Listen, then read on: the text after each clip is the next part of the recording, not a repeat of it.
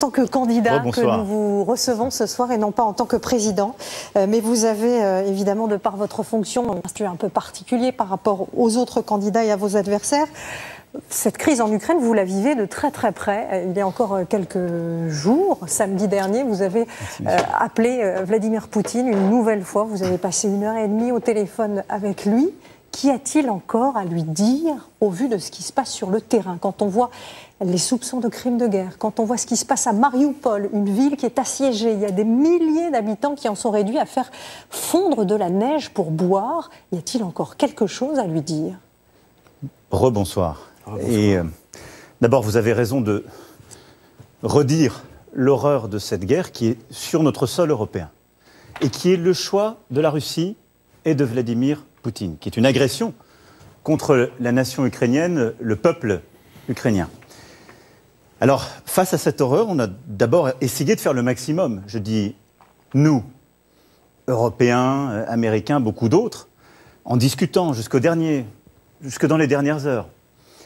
Ensuite, nous avons agi, et au fond, je crois que notre rôle aujourd'hui, ce que j'essaie de faire au nom de la France, mais ce que nous essayons de faire en Européens, c'est d'essayer de stopper cette guerre sans faire la guerre.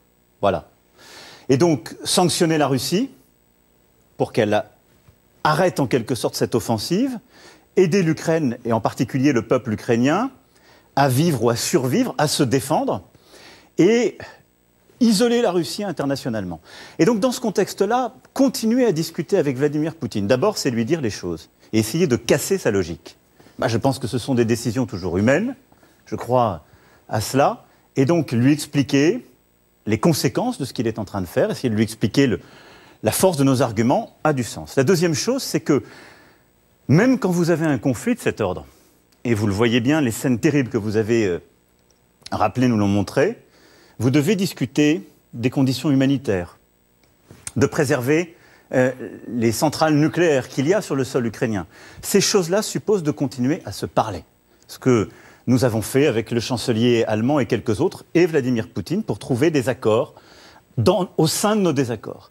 Et puis, il faut... Oui, mais c'est important. Pour l'instant, parce que les convois humanitaires ne passent pas totalement. C'est ce qui parfois évite le pire. C'est ce qui nous a permis, par exemple, que l'Agence internationale de l'énergie atomique puisse continuer le minimum de travail pour éviter que ça ne soit pire. Mais je ne suis pas en train de vous dire que j'en suis satisfait, mais il faut continuer. Chaque centimètre qu'on gagne est important. Et au-delà de ça, il faut d'ores et déjà maintenant préparer la paix. Parce que la sortie de cette guerre, ce sera à un moment donné tout le monde autour d'une table qui dira comment on en sort et donc quels accords on donne les uns aux autres. Et ça, il faut pouvoir le préparer, en parler dès maintenant. Un mot de vocabulaire très précis. Oui. Vladimir Poutine est-il un dictateur? Formellement, non, puisque c'est un système... jamais inscrit dans une constitution, je suis dictateur. C'est un système qui a... Et je dirais que de là où je suis, le plus important, c'est pas que je le qualifie, si vous m'autorisez ça. C'est que j'essaie de protéger notre pays d'une escalade de la guerre, que j'essaie de protéger nos valeurs que sont la démocratie en Europe, en le conduisant à stopper ce conflit. Donc c'est pas en l'insultant ou en le qualifiant que je serai plus efficace. Ce que comprennent les Français, c'est que vous n'avez pas envie de brûler vos vaisseaux et de dire Poutine est un dictateur, et donc il ne me prendra plus au téléphone. Mais dans ce que disait Yannick Jadot il y a un instant, comment peut-on être surpris par ce que fait, par ce que dit Poutine, quand on sait ce qu'il a été? Agent du KGB pendant 20 ans, communiste stalinien pendant 20 ans, espion, et après avoir dévoré d'autres pays avant l'Ukraine. Avez-vous été surpris, avez-vous été naïf, vous et d'autres, par rapport au personnage? Attendez, c'est trop facile de dire ça. Vous avez partout, en Europe de l'Est, en effet en Russie, dans toute cette région, des femmes et des hommes qui ont vécu sous les régimes soviétiques totalitaires. C'est vrai. L'avaient-ils choisi? Pas forcément. Bon. Ils en sont sortis. Ensuite, Vladimir Poutine, ça a été un dirigeant qui a été aussi celui de l'émancipation de son pays, de son ouverture, de l'entrée au G8, puis au G20, de la reconnaissance internationale. Bon. Donc il y a eu une évolution, une forme de normalisation, de notabilisation, si je puis dire, de la Russie et de ses dirigeants. Il y a eu ensuite, à partir du tournant de la guerre, il y a eu évidemment une guerre très particulière dans le Caucase, en Tchétchénie, il y a eu ensuite la guerre en Géorgie, il y a eu évidemment ce qui s'est passé en Syrie, il y a eu 2014 déjà avec l'Ukraine, et aujourd'hui cette escalade. Néanmoins, je l'ai toujours dit, sans naïveté aucune, Il faut prendre les dirigeants tels qu'ils sont à nos frontières. L'Europe ne peut pas être en sécurité et en paix si elle ne parle pas à la Russie, si elle ne construit pas avec la Russie. Parce que c'est notre histoire et notre géographie. Donc pas de naïveté, pas de raccourci non plus, mais une volonté d'avancer. C'est pour ça que dans les prochaines heures, je parlerai encore à Vladimir Poutine, sans naïveté, mais pour essayer d'éviter le pire dans la guerre qu'il a décidée contre l'Ukraine, et essayer le plus vite possible d'obtenir le cessez-le-feu et une architecture de paix. Vous parliez de l'Europe à l'instant, vous avez présidé la semaine dernière un sommet européen à Versailles.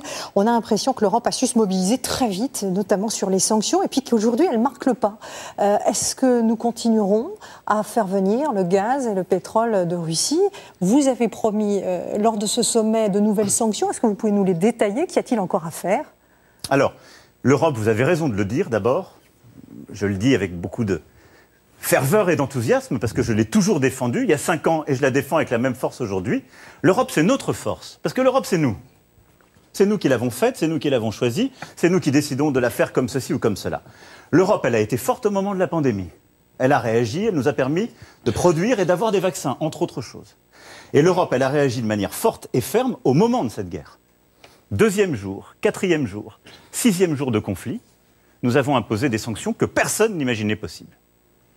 Nous avons décidé de déréférencer des banques de nos systèmes de paiement, nous avons décidé de sanctionner des oligarques, pris des mesures très dures qui ont marqué l'économie russe avec un impact tangible sur la monnaie russe et sur la capacité de la Russie à financer dans la durée cette guerre.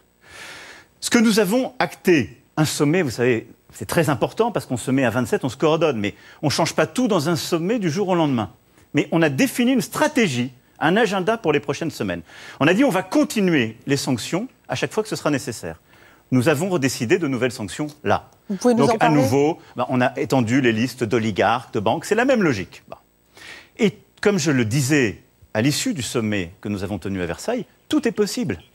Si à un moment donné, l'escalade du conflit et les choix que la Russie serait amenée à faire justifier qu'on aille vers les sanctions les plus fortes, parce qu'on considère que ce sont celles qui peuvent avoir un impact, on le ferait. C'est-à-dire qu'il faut se dire que tout est possible en termes de sanctions. Le but du jeu, c'est quoi? Ce n'est pas un jeu. L'objectif, c'est de maximiser le coût de cette guerre pour la Russie. Et de faire qu'à un moment donné, elle décide de stopper. Bon. Donc oui là-dessus. Mais surtout, l'Europe a acté de s'organiser pour elle-même et de tirer toutes les conséquences du retour de la guerre. Pour sa défense, pour son énergie, pour son agriculture, pour ses matières premières et ses approvisionnements. Beaucoup de choses que la France d'ailleurs défend depuis 5 ans. Quand je parlais en septembre 2017 d'une Europe plus unie et plus souveraine, quand on proposait qu'on défendait cette Europe de la défense, nous Français, quand on se battait pour une Europe plus souveraine en matière agricole, c'est exactement cet agenda qui aujourd'hui est en train de s'imposer par la force des choses en raison du retour de la guerre. On l'a dit tout à l'heure, l'Europe vit aujourd'hui la plus grave crise de réfugiés depuis 1945. Votre gouvernement estime que jusqu'à 100 000 réfugiés ukrainiens pourraient arriver en France. Est-ce qu'on peut aller jusque-là? Est-ce qu'il faut en accueillir 100 000 et le cas échéant au-delà de 100 000? Oui, il faut prendre notre part. Je vous le dis avec beaucoup de force. L'Europe s'est créée au sortir de la Deuxième Guerre mondiale en protégeant les femmes et les hommes qui fuyaient leur pays en raison de ce qu'ils étaient ou parce qu'ils défendaient la liberté. C'est d'ailleurs, dans toutes nos constitutions, il y a ça. Dans la nôtre, dans notre préambule, dans ce qu'il y a de plus important. Les combattantes et les combattants de la liberté, nous les protégeons. Les femmes et les hommes qui fuient l'Ukraine, aujourd'hui, parce qu'il y a la guerre, parce qu'ils sont menacés, nous devons les protéger, nous, Européens. Il y a aujourd'hui près d'1,5 million d'Ukrainiennes et d'Ukrainiens qui sont en Pologne. Et il y a en Pologne, en Roumanie, en Slovaquie, dans beaucoup d'autres pays de l'Union européenne, en Moldavie, qui n'est pas dans l'Union européenne, mais qui est voisine aussi, beaucoup de réfugiés. Et donc, plusieurs sont en train de prendre la route et arrivent. Nous devons les accueillir dans les meilleures conditions possibles.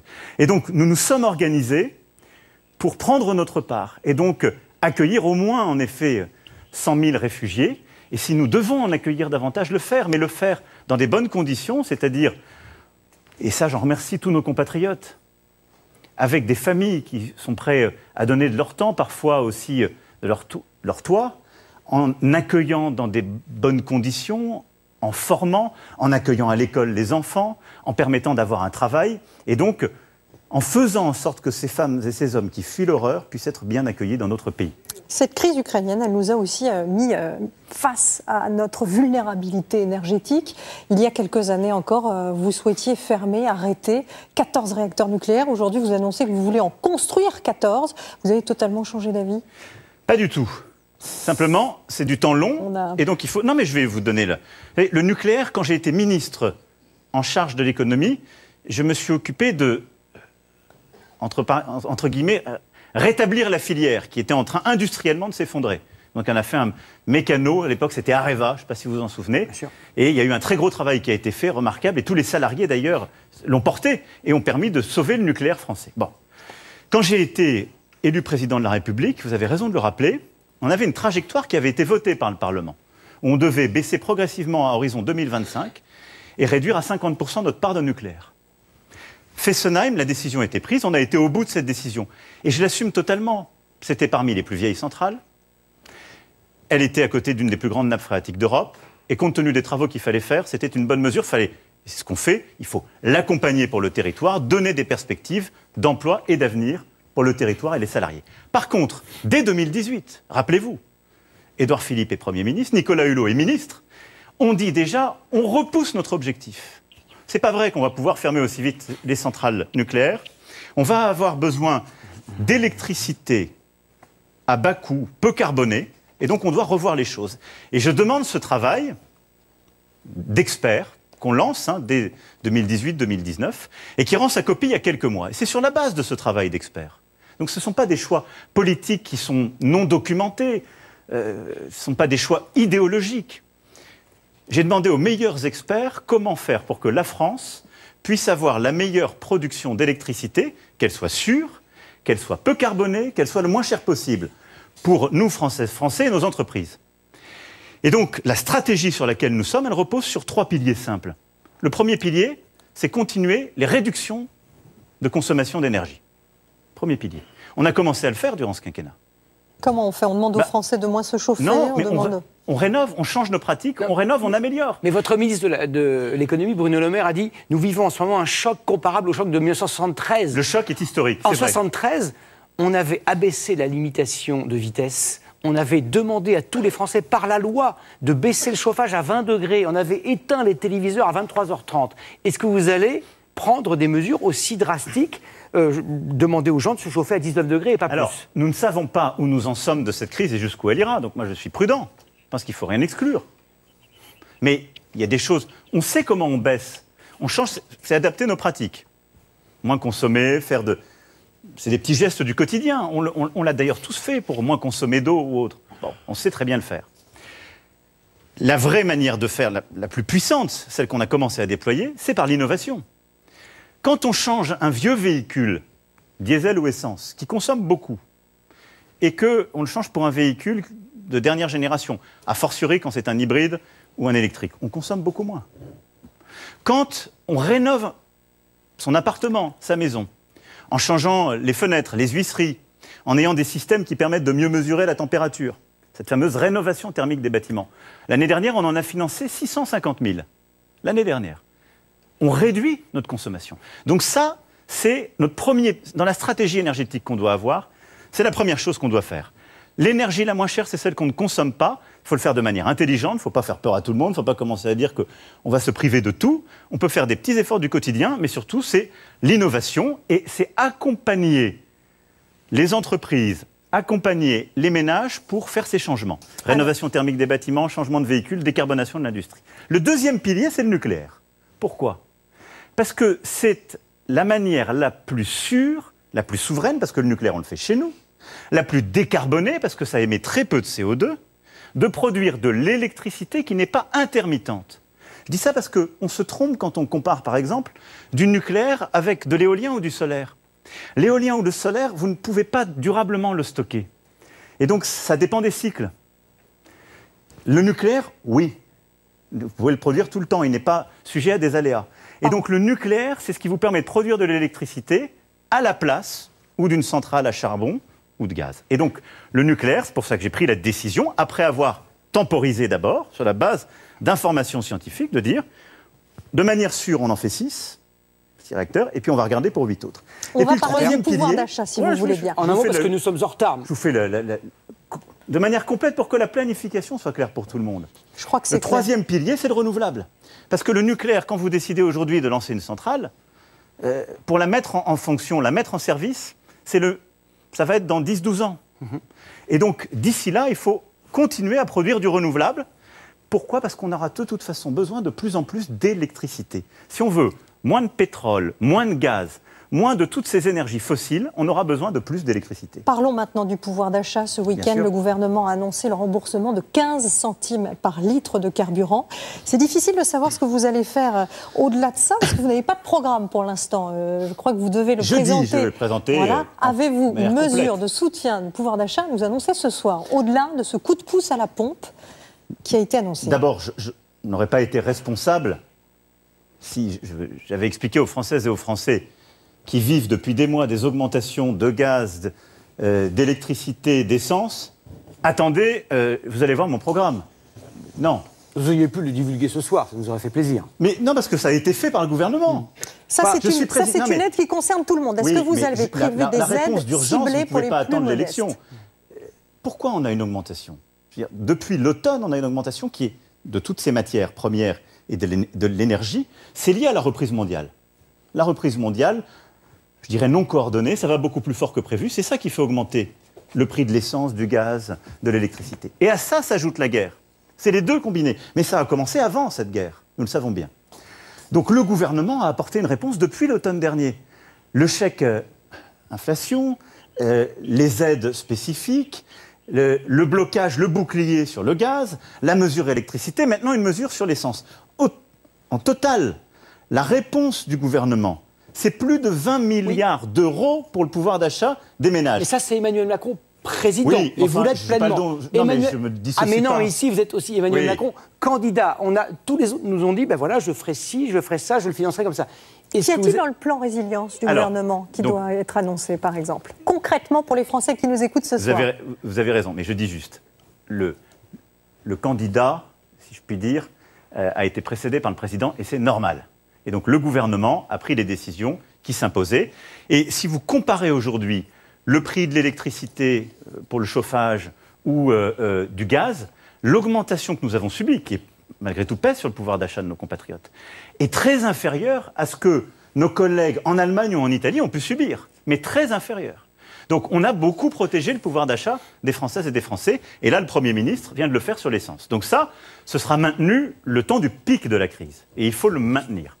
En plus de ça, on a préparé en effet un plan pour accompagner les professions qui sont les plus touchées, à la fois par cette augmentation des matières premières et par le choc de la guerre et de ses conséquences. Je pense à nos agriculteurs, nos éleveurs en particulier. Ils ont un prix de la nourriture de leur bétail qui est en train de flamber, parce que ça dépend beaucoup de ce qui vient de ces marchés. Donc ils seront accompagnés. Et ce sera annoncé dans les prochains jours par le Premier ministre et le gouvernement. Les pêcheurs, les transporteurs routiers qui ont des coûts, en effet tout particuliers, liés à cette augmentation du prix de l'essence, font l'objet aussi d'un accompagnement. Et donc, vous le voyez, le caractère exceptionnel de cette crise fait qu'on accompagne sur le court terme le pouvoir d'achat et les secteurs qui sont les plus touchés pour éviter qu'il y ait des injustices qui soient faites. Après, cette mesure, ces mesures, cet ensemble, ce sont, pour le pic de la crise, pour passer cela, la vraie réponse, pour moi, c'est le travail et l'écologie. C'est ça la vraie réponse. Justement. C'est-à-dire que la vraie réponse, c'est de continuer à faire que le travail paye plus, et qu'il y ait de plus en plus de monde au travail. C'est comme ça qu'on a du vrai pouvoir d'achat. Mais ça, vous demandez aux entreprises de faire cet effort. Et la deuxième chose, non, à nous tous. Qui allège les cotisations, c'est les entreprises qui augmentent les salaires. Mais je dis la vraie réponse de pouvoir d'achat, quand il y a la crise, c'est d'accompagner les ménages face aux coûts. Mais ensuite, c'est de faire quoi ? De continuer ce qu'on a fait depuis 5 ans. Il y avait près de 10% de chômage quand j'ai été élu, on est à 7,4%. On est au plus bas depuis 15 ans. Le chômage des jeunes est à son plus bas depuis 40 ans. Et le taux d'activité est au plus haut depuis qu'on le mesure. Donc ça, c'est le fruit de nos réformes, c'est le fruit des baisses de cotisations et de fiscalité, et c'est le fruit d'une mobilisation collective. Il faut continuer, et en particulier pour les plus jeunes. Et donc, moi je pense que la première mesure de pouvoir d'achat, c'est de tout faire pour continuer à baisser le chômage. Ensuite, c'est de tout faire pour que le travail paye plus. En multipliant les primes de pouvoir d'achat, j'ai décidé, il y a 3 ans, une prime de 1 000 € par an. Je souhaite pouvoir la tripler, sans impôt ni charge. Continuer ce qu'on a décidé sur les heures supplémentaires, parce que je pense que leur défiscalisation est une très bonne chose et qu'elle permet de mieux payer celles et ceux qui travaillent. Et poursuivre ces mesures d'accompagnement, justement, qui permettent de mieux gagner quand on travaille davantage. Et à côté de ça, c'est l'écologie. Et l'écologie permet de moins consommer. Et ce que je viens d'expliquer à la fois par la rénovation thermique des bâtiments, l'accompagnement par des systèmes de leasing pour changer son véhicule, c'est ce qui permet aussi de faire de l'économie durable. Et je préfère dans la durée, si nous nous installons dans le contexte qui est celui que nous sommes en train de vivre, continuer à dépenser pour accompagner nos compatriotes qui sont ici réunis, et je vois beaucoup de visages jeunes, je préfère les accompagner pour essayer de les aider à acheter des véhicules, par exemple, qui consomment moins, que de leur payer une partie de leur plein chaque mois. Entre vous et moi, c'est plus intelligent. Vous allez aider les Français à acheter des voitures électriques et ils dépenseront moins. Vous voulez aider les Français à acheter des voitures qui polluent moins ? On a accompagné durant ce quinquennat 1 million de Françaises et de Français pour qu'ils changent de véhicule. Et ça, c'est pertinent. Parce qu'en changeant de véhicule, on les aide pour une part du reste à charge. Eh bien, très souvent, ils dépensent moins. Parce qu'un vieux véhicule consomme beaucoup plus et ils émettent moins. Et c'est exactement ça qu'on a à faire. Vous savez, on rentre dans les mesures, c'est tout à fait normal. On est en période de campagne. On arrive aussi à la fin de cet entretien. Pardon de vous presser. Il faut voir qu'on est face à des changements immenses.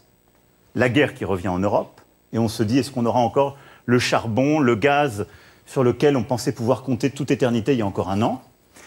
La crise climatique qui est une réalité et qui est là et qui est aussi urgente. Et face à tout ça, il faut qu'on ait des changements massifs. Ces changements, ils vont supposer qu'on se mobilise tous. C'est ça le avec vous. Chacun va avoir son rôle à jouer. Qu'on se mobilise tous et qu'on investisse pour accompagner. Si on n'accompagne pas, c'est pas vrai que ces changements se feront tout seuls. C'est pas vrai. Emmanuel Macron, les 2 questions rituelles et ô combien importantes pour les millions de Français qui nous regardent. La première sur la retraite, mais nous connaissons la réponse, tout le monde la connaît ici. Allez-vous retarder l'âge légal de départ de la retraite ? Oui, la réponse est 65 ans, vous l'avez dit. Comment allez-vous inviter ou contraindre les entreprises qui aujourd'hui se débarrassent de leurs salariés à 55, 56 ou 57 ans? Comment vont-ils les garder jusqu'à 65 ? Alors d'abord, je n'emploierai pas forcément ce terme-là, mais c'est vrai qu'on a un sujet de chômage de ce qu'on appelle les seniors. Maintenant, quand on regarde les choses, dans les pays qui ont décalé l'âge, on voit bien que comme les gens se projettent sur une durée un peu plus longue, les choses se passent différemment. Au fond, qu'est-ce que je veux faire ?